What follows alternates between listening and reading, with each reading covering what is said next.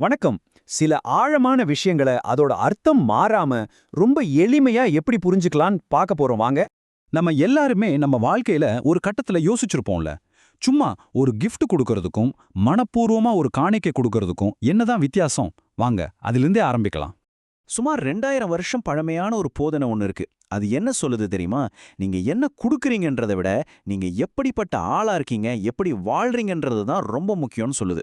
அதாவது ஒருத்தரோட காணிக்கை ஏத்துக்கப்படுறது, அவங்க குடுக்குற பொருளால இல்ல, அவங்களோட மனசு, அவங்க செயல்களால தான் இது ஆழமா சொல்லுது. சரி வாங்க, இந்த விஷயத்த இன்னும் தெளிவா புரிஞ்சுக்க இதுல சொல்லப்பட்டிருக்கிற 5 முக்கியமான நிபந்தனைகளை ஒன்னொன்னா பிரிச்சு பார்க்கலாம். இங்க தான் ஒரு ஆச்சரியமே இருக்கு.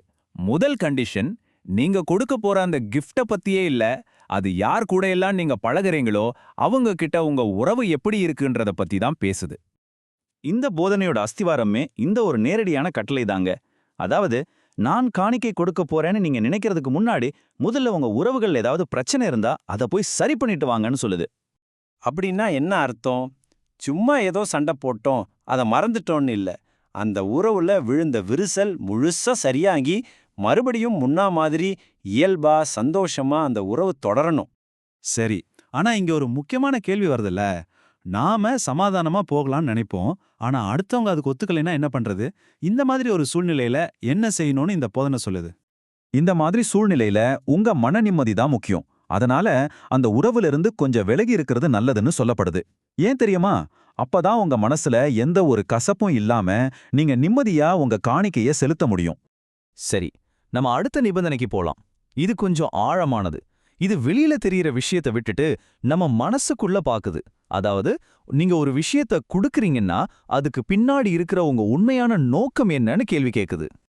இந்த பாயிண்ட புரிஞ்சுக்க காயின் ஆபேல் கதையை விட ஒரு சூப்பரான உதாரணம் இருக்கவே முடியாது. பாருங்க, 2 பேருமே காணிக்க கொண்டு வராங்க. ஆனா காயினோட மனசு முழுக்க தம்பி மேல வெறுப்பும் பொறாமையும் இருந்துச்சு. அதனால கடவுள் ஆபேலோட காணிக்கையை மட்டும்தான் ஏத்துக்கிட்டாரு. அப்போ இதிலிருந்து என்ன தெரியுது? நம்ம மனசுல வெறுப்பு, பொறாம மாதிரி கெட்ட எண்ணங்களை வச்சுக்கிட்டு கொடுக்கிற எந்த ஒரு காணிக்கையும் செல்லவே செல்லாது. அது நிராகரிக்கப்படும். ஓகே, இப்போதான் நாம ஆக்சுவலா அந்த பரிசுக்கே வரோம். அதாவது, குடுக்கிற அந்த பொருளை பத்தி. இதுல 2 முக்கியமான விஷயம் இருக்கு. ஒன்னு கீழ்ப்படிதல், இன்னொன்னு அதோட தரம். சவுல் ராஜாவுக்கு சொல்லப்பட்ட இந்த வார்த்தைகள் ஒரு பெரிய பாடத்தை சொல்லிக் கொடுக்குது. நாம எவ்வளவு விலையுயர்ந்த பொருளை கொடுத்தாலும் சரி, அது முக்கியம் இல்ல. முதல்ல நமக்கு சொல்லப்பட்ட கட்டளைக்கே நாம கீழ்ப்படுகிறோமா இல்லையான்றது தான் முக்கியம். அதே சமயத்துல அந்த பொருளோட குவாலிட்டியும் ரொம்ப முக்கியம். உதாரணத்துக்கு, மல்கியா, லேவியராகமம் புத்தகங்கள்ல என்ன சொல்லப்பட்டிருக்குன்னா, காணிக்கை எப்பவுமே குறை இல்லாததா இருக்கணும். அதாவது, நம்ம கிட்ட இருக்கிறதுலே எது பெஸ்டோ அதைத்தான் கொடுக்கணும்னு இந்த போதனை ரொம்ப அழுத்தமா சொல்லுது. அடுத்து 4வது நிபந்தனை. இது டைமிங் பத்தினது. நாம எப்போ கொடுக்கறோம், நம்ம வாழ்க்கையில எதுக்கு இடம் கொடுக்கறோம் அப்படிங்கறத பத்தி பேசுது. இது ஏதோ செலவு செஞ்சது போக மிச்சம் இருக்கிறத கொடுக்கறதில்ல.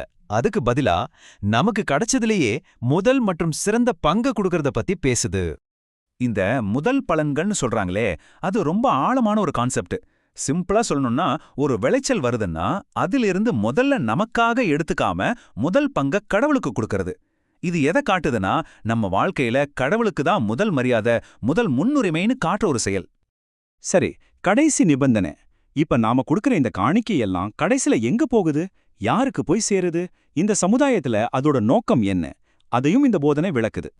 பழைய ஏற்பாட்டு காலத்துல பாத்தீங்கன்னா, மக்கள் கொடுக்கிற காணிக்கைகள் எல்லாமே லேவியர்கள்னு ஒரு ஆசாரியர் கூட்டத்துக்கு போச்சு. அவங்க யாருன்னா, தங்களுக்குன்னு நிலம் எதுவுமே இல்லாம முழு நேரமும் ஆலய பணிக்காக தங்களை அர்ப்பணிச்சவங்க. அவங்களோட தேவைகளை இந்த காணிக்கைகள் தான் சந்திச்சது. அதே பிரின்சிபிள் தான் இங்கேயும் அப்ளை ஆகுது. அதாவது, சமுதாயத்துல ஆன்மீக பணிக்காகவே தங்களோட முழு வாழ்க்கையும் அர்ப்பணிக்கிறவங்களோட தேவைகளை இந்த காணிக்கைகள் தான் ஆதரிக்கணும்னு சொல்லப்படுது. அப்போ சுருக்கமா சொல்லணும்னா, இந்த 5 நிபந்தனைகளையும் பார்க்கும்போது ஒன்னு நல்லா புரியுது. கொடுக்கறதுன்றது ஒரு தனிப்பட்ட செயல் இல்ல. அதை கொடுக்கிற நபரோட குணம், உறவுகள், வாழ்க்கை முறைன்னு எல்லாத்தோடையும் பின்னி பிணைஞ்சிருக்கு. இதுதான் இந்த போதனை நமக்கு கொடுக்கிற ஒரு முழுமையான பார்வை. கடைசியா இது நம்ம எல்லாரையும் ஒரு ஆழமான கேள்வி கேட்க வைக்குது. நம்மளோட உறவுகளோட நிலைமை தான் நம்ம பரிசுகளோட மதிப்பை தீர்மானிக்குதுன்னா, அப்போ நாம உண்மையில என்னத்த காணிக்கையா கொடுக்கறோம்? யோசிச்சு பாருங்க.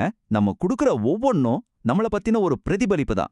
அப்போ நாம குடுக்குற விதம் நம்மள பத்தி என்ன சொல்லுது?